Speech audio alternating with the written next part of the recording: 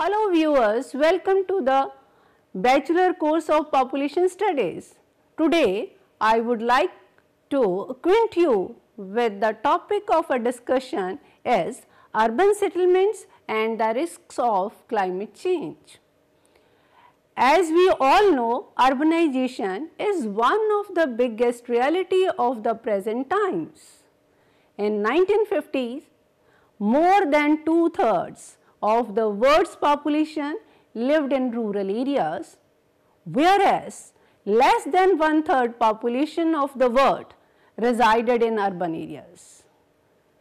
As we observe in Insertion 1, the ruralization of the world changed into urbanization in 2007, when for the first time in history the global urban population surpassed the global rural population.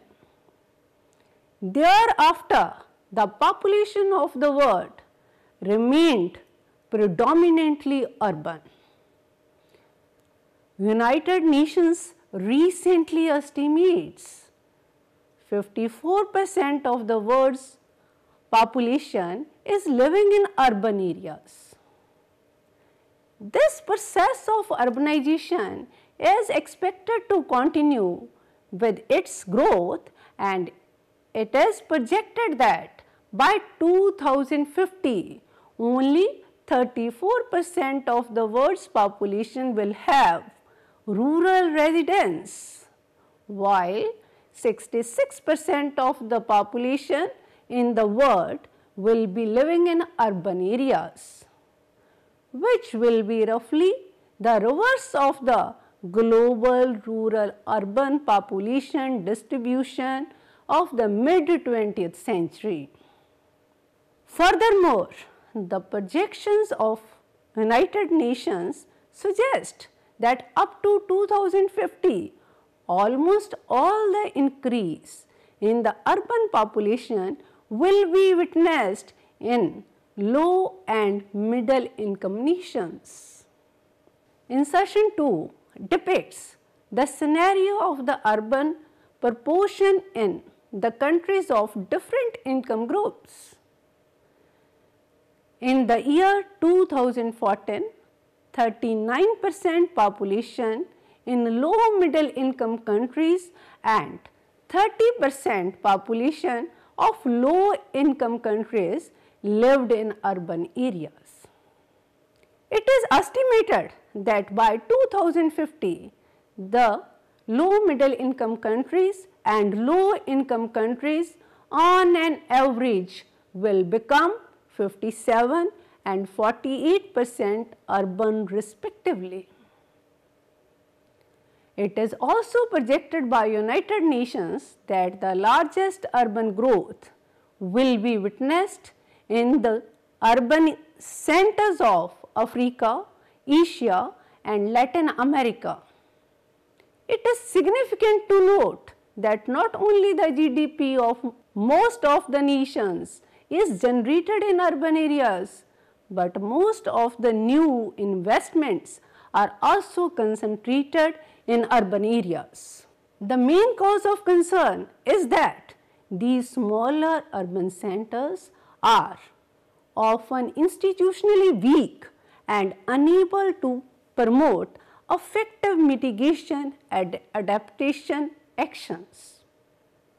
Therefore, urban areas in low, middle income and low income countries are likely to suffer greatly from the risks of climate change. Now, let us understand what types of risks urban settlements face due to climate change. Insertion 3 shows the associated risks of urban settlements to climate change.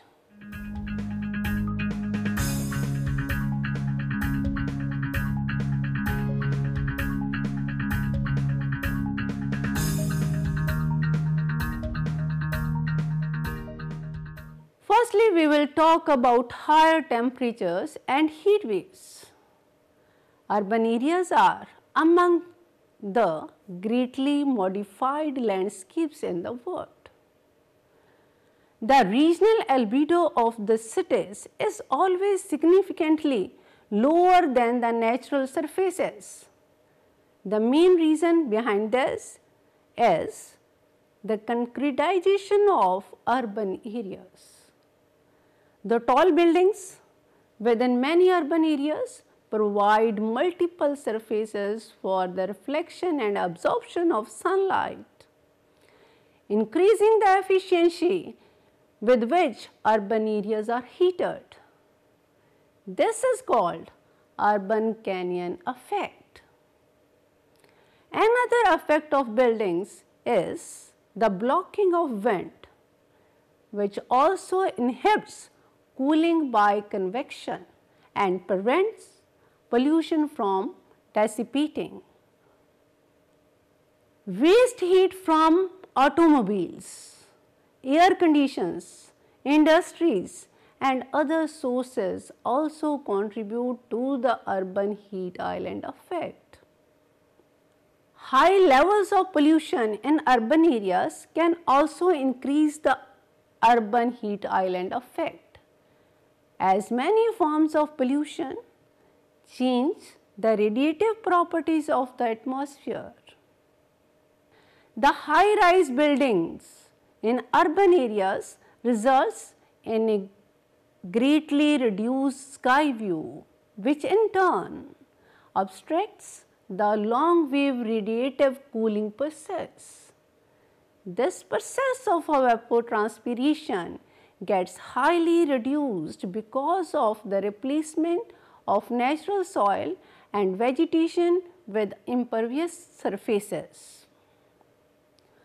Apart from this, the high density of population and economic activity in urban areas leads to intense anthropogenic heat releases within small spatial scales.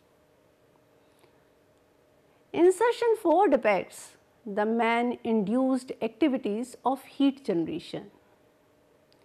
These include heating and cooling systems of buildings, vehicular traffic, commercial and residential energy use, etc.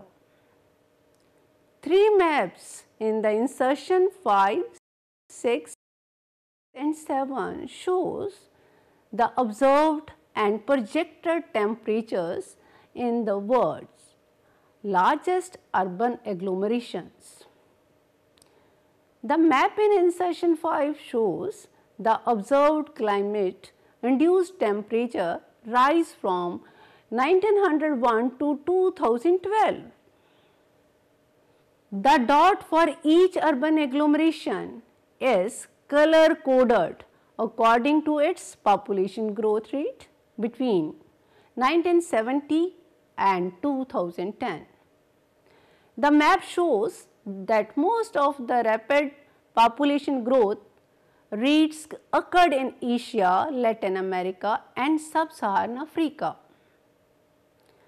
The map also highlights the temperature rise of over 1 degree Celsius in North and Central Asia, Western Africa, South America and parts of North America. The potential differential exposure of larger cities to climate risk is also shown in this map. The map in insertion 6 depicts the location of the largest urban agglomerations according to projected population for 2025. The map also shows projected temperature changes for mid-21st century. This is presented by using representative concentration pathway 2.6 provided by IPCC. In this scenario, it is expected that the countries in the world have adopted mitigation practices, assuming that almost all the large urban agglomerations will remain large in 2050 as well. The map suggests that by mid-century, a large number of urban agglomerations in almost all the continents will be exposed to a temperature rise of over 1.5 degrees Celsius over pre-industrial levels. The map in Insertion 7 depicts the projected temperature changes for the mid-21st century by using the representative concentration pathway 8.5 scenario. In this scenario, it is projected that by mid-21st century, the current greenhouse gases emission trends have remained unchanged. Due to this, the majority of the world's population living in the largest urban agglomerations will be exposed to a minimum of 2 degrees Celsius temperature rise over pre-industrial levels.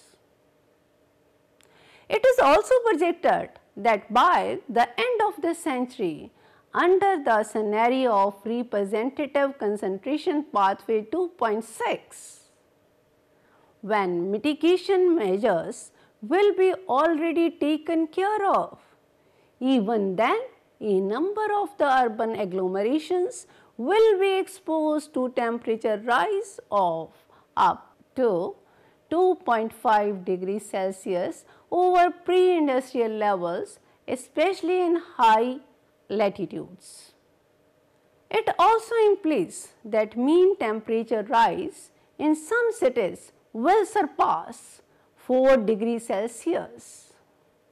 In the scenario of unchanged current greenhouse gas emission trends, it is projected that by late century, bulk of the world's population living in large urban agglomerations will be exposed to a minimum 2.5 degree temperature rise. IPCC also predicts in such scenario, some of the cities in high latitudes will experience a mean 3.5 degrees Celsius temperature rise, which will be over 5 degrees when combined with urban heat island effects. It is also expected that the increase of 6 to 8 degrees Celsius temperature in the Arctic and Antarctic region would also contribute to sea level rise that would further impact almost all the coastal cities across the world. Heat waves are another risk related to any increase in the temperature and climate change that is faced by a majority of urban settlements across the world. Because of the climate change, most cities in Africa, Asia, Latin America and the Caribbean islands will experience more heat waves. Studies undertaken in North America, Asia and Europe have also found that heat waves are associated with marked short-term increase in mortality rates. By the month of June 2015, nearly 2,500 people died in India due to deadly heat waves. Similarly, many European countries also recorded very high temperatures in 2015. In regard to urban heat islands, higher temperatures occur in urban areas than in outlying rural areas. It has been observed that almost all the big cities in the world will turn themselves into heat furnaces due to ever increasing and fastly expanding urban heat island effect. The increasing urbanization and changing climate will increase the frequency and severity of heat stress events in the cities. Next is the risk of droughts and water scarcity. Droughts can affect urban areas by an increase in the shortage of water and electricity. Drought in rural areas will lead to decrease in production of food crops, which will increase shortage of food supplies and threaten food security. According to a recent study, presently 4 billion people all over the world are affected by water scarcity. Globally, in the urban areas, 150 million people face shortage of water supply, which is defined as less than 100 liters per person per day. Map in insertion 8 shows shortage of water throughout the year. It shows that in 2000, more than 1 million people living in the cities of Middle East and North Africa faced water shortage throughout the year. The seasonal water shortage is geographically more widespread. It is observed on all the continents in different months of the year. It is also estimated that a large number of cities in China and India will suffer from seasonal water shortage by 2050. It can be observed from map given in insertion 9 that by 2050 more than 1 billion people will suffer from water shortages. The majority of the people in this category will be the urban residents of Asia and Africa. Next, we will discuss about coastal flooding and sea level rise. Due to global warming, seas and oceans are also getting warm. Besides that, the ice sheets of Greenland and Antarctica is melting at a large scale, which has resulted into an increase in the volume of sea water. According to a recent study, warming of the seas and the associated expansion of their water is responsible for about 1/3 of sea level rise around the world. This has been confirmed by direct sea level observations available since the mid to late 19th century. It is obvious that in the coming decades, the continuing global warming will accelerate the process of sea level rise. The new IPCC estimates for global mean sea level rise are between 26 and 98 centimeter by the end of the present century. This is higher than 18 to 59 centimeter projected in AR4.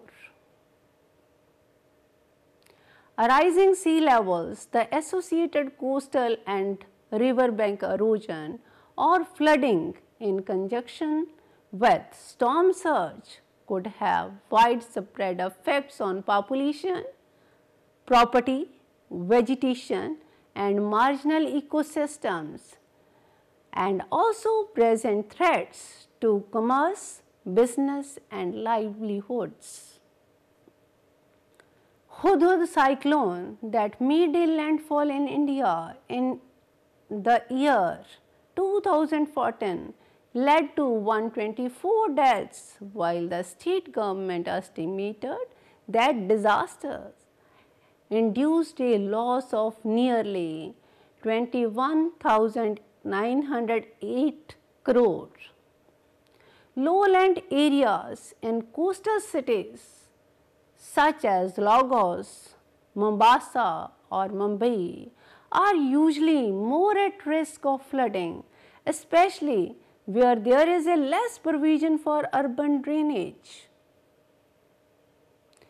According to Joint Typhoon Warning Center, annually approximately 80 typhoons develop over tropical waters, of which 19 enter the Philippine region and 6 to 9 make landfall. The future impacts of climate change on coastal cities are shown in Insertion 10. The large number of urban centers located in Southeast Asia are highly vulnerable to rising sea level. A study by Hansen and others reveals that over the coming decades, the unprecedented growth and development of the Asian megacities will increase the risk of coastal floods globally.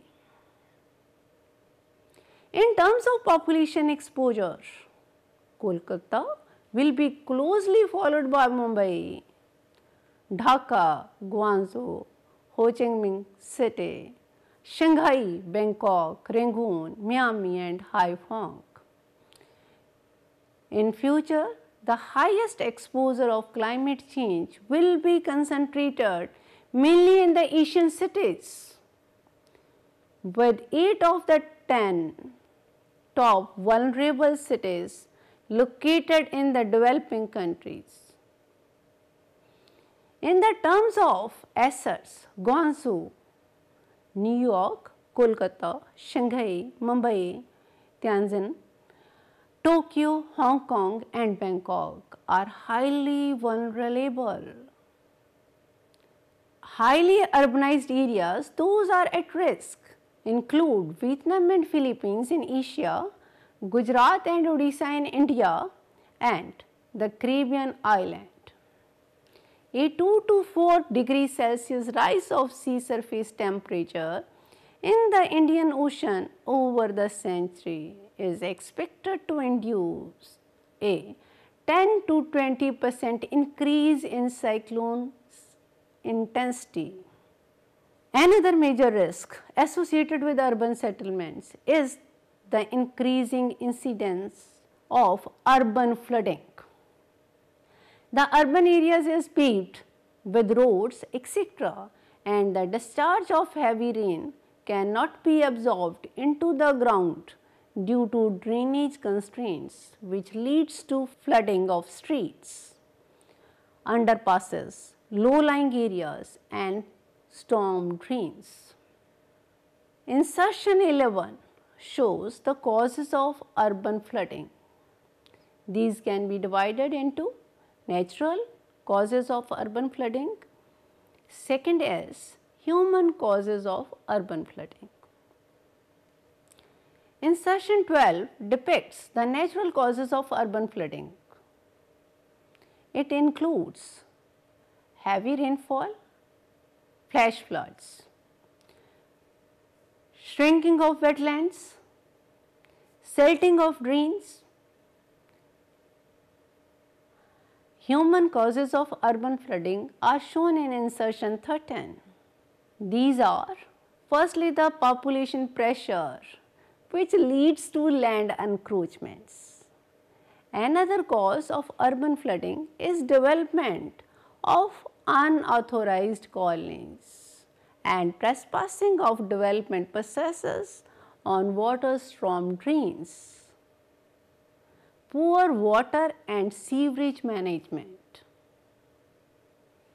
lack of attention to the nature of hydrological system,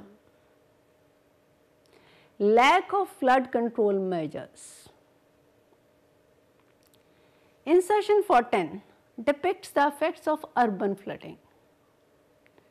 These can be studied under 3 headings. First is economic effects, second is environmental effect, third is effect on human being. The economic effects of urban flooding are shown in Insertion 15. It includes damage to public buildings, public utility works, housing and household assets, loss of earning in industry and trade, loss of employment to daily earners, loss of revenue due to road, railway transportation interruption, high prices for essential commodities. After economic effects, it is important to discuss the environmental effects. The environmental effects are depicted in Insertion 16. It includes damage to surroundings, forests, ridges, wildlife, zoo, urban community trees, water bodies, all types of vegetation, etc. Result, imbalance of ecosystem of the city. Urban flooding also has a bad effect on the human lives and livestock. It leads to the destruction of houses and property, and number of people become homeless. The basic and essential commodities also do not reach to the common person. This result either starvation to poor persons or high price to the common persons. Another risk is emerging human health, disease and epidemiology issues in cities. Climate change is also likely to bring an increased burden of diarrheal disease and alter spatial distribution of some infectious disease vectors. For instance, warmer average temperatures permit an expansion of mosquito population, which leads to outbreak of malaria, dengue and chikungunya. Recently, Zika is also added into the long list. In India, malaria is expected to expand its range horizontally and vertically from its current endemic range in eastern and northeastern India to western and southern India. It is given that Indian cities have become major reservoirs of vector-borne diseases. It can be expected that the morbidity risks will increase. Increased warming and physiological stress on human comfort level is predicted in a variety of cities in subtropical, semi-arid and temperate sites. Studies in high-income countries show the elder people are more vulnerable to heat-related mortality.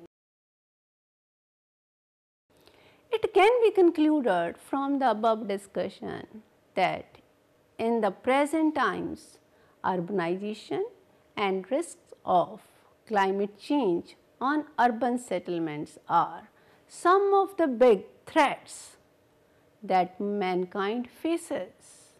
Urban areas in low middle income and low income countries are likely to suffer greatly from the risks of climate change, mainly because of weak mitigation and adaptation actions.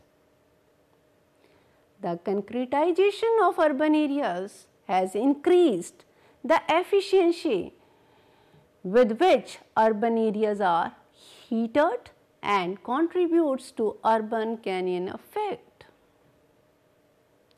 High levels of pollution in urban areas, heat from automobiles, air conditions, industries and other sources have also increased urban heat island effect. Besides this, the high density of population and highly concentrated economic activities in urban areas leads to intense anthropogenic heat releases within small spatial scales. If adaptation actions would not be taken at appropriate time, then in future the cities will turn themselves into heat furnaces. Heat waves are another risk faced by a majority of urban settlements across the world. Droughts and water scarcity are other risks of climate change which are associated with urban settlement. Globally, in the urban areas, 150 million people face shortage of water supply. Warming of the sea and the associated expansion of their waters is responsible for about 1/3 of sea level rise around the world. Rising sea levels, the associated coastal and riverbank erosion or flooding in conjunction with storm surge could have widespread effect on population living in coastal areas and island nations. Due to unplanned urbanization, poor water and sewerage management, lack of flood control measures, etc., have made urban flooding one of the most glaring problem for urban areas.